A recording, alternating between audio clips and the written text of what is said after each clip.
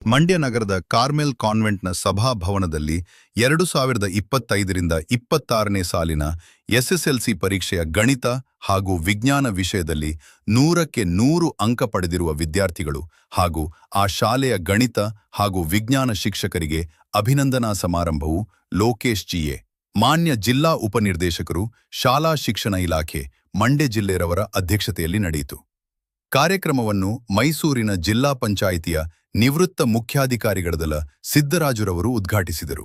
ಬಹುಶಃ ನಮ್ಮ ಪೋಷಕರಾಗಲಿ ನಮ್ಮ ವಿದ್ಯಾರ್ಥಿಗಳಿಗಾಗಲಿ ಈ ಅರಿವು ಇರೋದಿಲ್ಲ.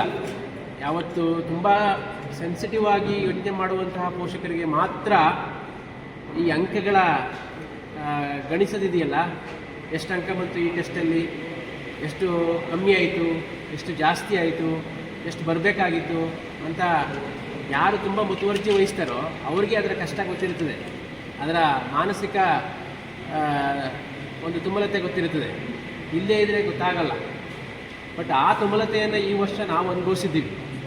ಯಾಕೆ ಅಂತ ಅಂದರೆ ನಮಗೆ 3 ಪ್ರಿಪ್ರೇಟ್ರಿಯಲ್ಲಿ ನಮ್ಗೆ ಯಾಕೆ ಇವತ್ತು ತುಂಬ ಹೆಮ್ಮೆ ಅನಿಸುತ್ತೆ ಅಂತ ಅಂದರೆ, ಗಣಿತದಲ್ಲಿ 100ಕ್ಕೆ 100ರಷ್ಟು ಅಂಕಗಳನ್ನು ಮತ್ತು ವಿಜ್ಞಾನದಲ್ಲಿ 100ಕ್ಕೆ 100 ಅಂಕವನ್ನು ಗಳಿಸ್ತಿರೋ ನಮ್ಮ ವಿದ್ಯಾರ್ಥಿಗಳು ಅಂತ ತುಂಬ ಹೆಮ್ಮೆ ಅನಿಸುತ್ತೆ. ನಮ್ಮ 3 ಪ್ರಿಪ್ರೇಟರಿನಲ್ಲಿ ನಮಗೆ ಅತಿ ಕಡಿಮೆ ಫಲಿತಾಂಶ ಬರ್ತಾ ಇರೋದು ಮ್ಯಾಥಮೆಟಿಕ್ಸಲ್ಲಿ. ನಾವು ತುಂಬ ಯೋಚನೆ ಮಾಡಿದ್ದೀವಿ, ಮ್ಯಾಥಮೆಟಿಕ್ಸಲ್ಲಿ ಯಾಕೆ ಇಷ್ಟೊಂದು ಮಾರ್ಕ್ಸ್ ಕಮ್ಮಿ ಆಗ್ತಾ ಇದೆ ನಮ್ಮದು, ಹೀಗಾದರೆ ಪರ್ಸೆಂಟೇಜ್ ಕಮ್ಮಿ ಆಗುತ್ತೆ ಅಂತೇಳಿ. ಮತ್ತು ವಿಜ್ಞಾನದಲ್ಲಿ ನಮಗೆ ಸ್ವಲ್ಪ ಆಶಾಭಾವನೆ ಇತ್ತು.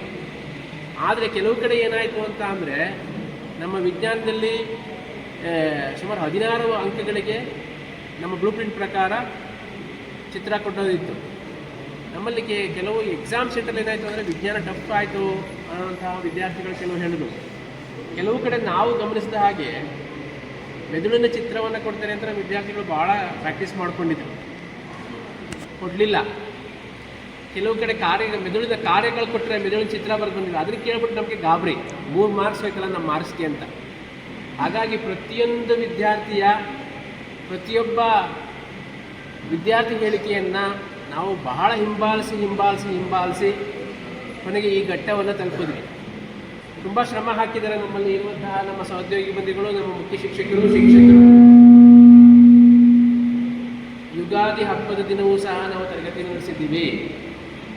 ಯುಗಾದಿ ಹಬ್ಬದ ದಿನ ಮತ್ತು ಪ್ರತಿಯೊಬ್ಬ ವಿದ್ಯಾರ್ಥಿಗೂ ಸಹ ಎಲ್ಲ ಸುಮಾರು 6 ತಿಂಗಳ ಕಾಲ ವೇಕಪ್ ಕಾಲ್ ಕೊಟ್ಟು ಎಬ್ಬಿಸಿದ್ದೀವಿ. ಎದ್ದೇಳಿ ಅಂತ ಹೇಳಿ ಮನೆ ಭೇಟಿ ಕೊಟ್ಟಿದ್ದೀವಿ.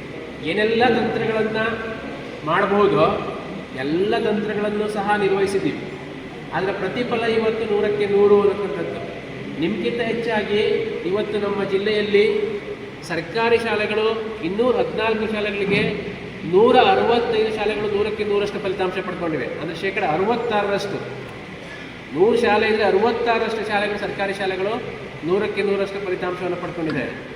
ನಮಗೆ ಲಾಸ್ಟ್ ಇಯರ್ ನಾವು ಅನ್ನಿಸೋದು, ನಾವು ಮೀಟಿಂಗ್ ಕರಿತಾ ಇದ್ವಿ, ಬಿಲೋ 50 ಅವ್ರನ್ನ ಕರೀರಿ, ಬಿಲೋ 50% ಯಾವ ಶಾಲೆ ಬಂದಿದೆ ಅಂಥೇಳಿ ಮೀಟಿಂಗ್ ಕರೀರಿ ಅಂದಾಗ ನಮ್ಮ ಮುಖ್ಯ ಶಿಕ್ಷಕರು ಪಾಪ ಬಹಳ ಬೇಸರದಿಂದ ಬಂದು ಕೂತ್ಕೊಳ್ಳೋರು. ಅವರ ತಪ್ಪಿದ್ದೋ ಗೊತ್ತಿಲ್ಲ, ಬಹಳ ಬೇಸರದಿಂದ ಬಂದು ಕೂತ್ಕೊಂಡು ಮೀಟಿಂಗ್ ಅಟೆಂಡ್ ಮಾಡೋರು. ಬಿಲೋ 50 ಯಾಕೆ ಬಂತು, ಬಿಲೋ 50% ಈ ಶಾಲೆಯಲ್ಲಿ ಅಂತ. ಸ್ವಾಮಿ ಚಿನ್ಮಯಾನಂದರವರು, children are not empty vessels to fill it up, they are lamps to be lit. ನಾನು ಈ ಮಾತನ್ನು ಯಾಕೆ ಕೇಳ್ತಾ ಇದ್ದೀನಿ ಅಂತ ಅಂದರೆ, ನಾವು ಕೂಡ ಬಾಲ್ಯಾವಸ್ಥೆಯನ್ನು, ವಿದ್ಯಾರ್ಥಿ ಹಂತಗಳನ್ನು ದಾಟಿ ಬಂದಿರ್ತಕ್ಕಂಥದ್ದು. ಸಿದ್ದರಾಜವರು ನಾನು ಕರೆಯೋಕ್ಕೆ ಬಂದಾಗ ಹೇಳಿದೆ ಎಲ್ಲ 100% ಅಂತ. ರ್ಯಾಂಕು 100% ಬರ್ತಿರಲಿಲ್ಲ ನಾವೆಲ್ಲ ಓದ್ತಾ ಇದ್ದಂಥ ಸಂದರ್ಭದಲ್ಲಿ. ಒಂದು ಸ್ಕೂಲಲ್ಲಿ ಮಕ್ಕಳು ಫಸ್ಟ್ ಕ್ಲಾಸ್ ಬಂದರು ಅಂತಂದ್ರೆ 60-65% ಬಂತು ಅಂತಂದ್ರೆ ಅಯ್ಯೋ 65% ಅಂತ ಆಶ್ಚರ್ಯ ಪಡೋದು. 70% ಬಂದರೆ 75-80% state level rank, first rank, second rank 80% ಆ ಮಟ್ಟಕ್ಕೆ ಇರ್ತಾರೆ. ಆದರೆ ಈಗ ನೋಡೋದು 100ಕ್ಕೆ 100 ಅಂತ ಅಂದಾಗ, ಹಾಗಾದರೆ ಆಗಿನ ಮಕ್ಕಳುಗಳು ಓದ್ತಾ ಇರಲಿಲ್ವಾ, ಈಗಿನ ಮಕ್ಕಳು ಮಾತ್ರ ಓದ್ತಾ ಇದ್ದಾವೆ ಅನ್ನೋ ಅಂಥ ಅನುಮಾನ ಬರ್ತದೆ. ನಾನು ಯಾತಕ್ಕೆ ಇಲ್ಲಿ ಪೋಷಕರಲ್ಲೇ ಇರೋದನ್ನು ನಾನು ಹೇಳ್ತಾ ಇರ್ತಕ್ಕಂಥದ್ದು. ಭಾಳಷ್ಟು ಪೋಷಕರಿಗೆ ಒತ್ತಡ ಏನಪ್ಪ ಅಂದರೆ, ನನ್ನ ಮಗ ಅಥವಾ ನನ್ನ ಮಗಳು 100ಕ್ಕೆ 100 ತೊಗೊಂಡ್ಬಿಡಬೇಕು. 100ಕ್ಕೆ 100 1 ಮಾರ್ಕ್ಸ್ ಕಡಿಮೆ ಆಯಿತು ಅಂದರೆ ನೆಕ್ಸ್ಟ್ ಆ ಮಕ್ಕಳಿಗೆ ತುಂಬ ಒತ್ತಡ ಆಗ್ತಕ್ಕಂಥದ್ದು. ಒತ್ತಡ ಹಾಕಿ ಅವರಿಗೆ ಒತ್ತಡಕ್ಕೆ ಒಳಗಾಗೋದನ್ನು ನಾವು ಹೇಳ್ಕೊಡ್ತಾ ಇದ್ದೀವಿ ಹೊರತು ಒತ್ತಡದ ಸಂದರ್ಭದಲ್ಲಿ ಒತ್ತಡದಿಂದ ಹೊರಗೆ ಬರೋದು ಹೇಗೆ ಅನ್ನೋದನ್ನು ಮಕ್ಕಳಿಗೆ ಹೇಳ್ಕೊಡ್ತಾ ಇದ್ದೀವಿ.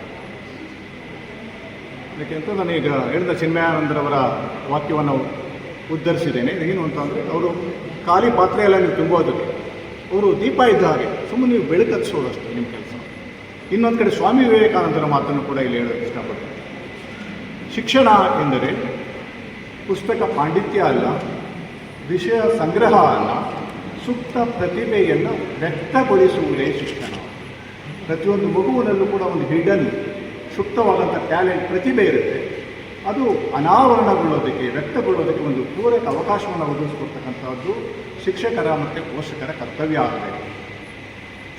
ನಾನು ಇದೆಲ್ಲ ಯಾಕೆ ಕೇಳ್ತಾ ಇದ್ದೀನಿ ಅಂತಂದರೆ ಹಿಂದೆ 6ನೇ ಕ್ಲಾಸ್ 2ನೇ ಕ್ಲಾಸ್ ಓದಿರ್ತಕ್ಕಂಥ ಜನಗಳು ಬಹಳ ಸುಲಭವಾಗಿ ಕುಮಾರವ್ಯಾಸ ಭಾರತವನ್ನು ಓದಿದ್ರು. ನಮಗೆ ಎಷ್ಟು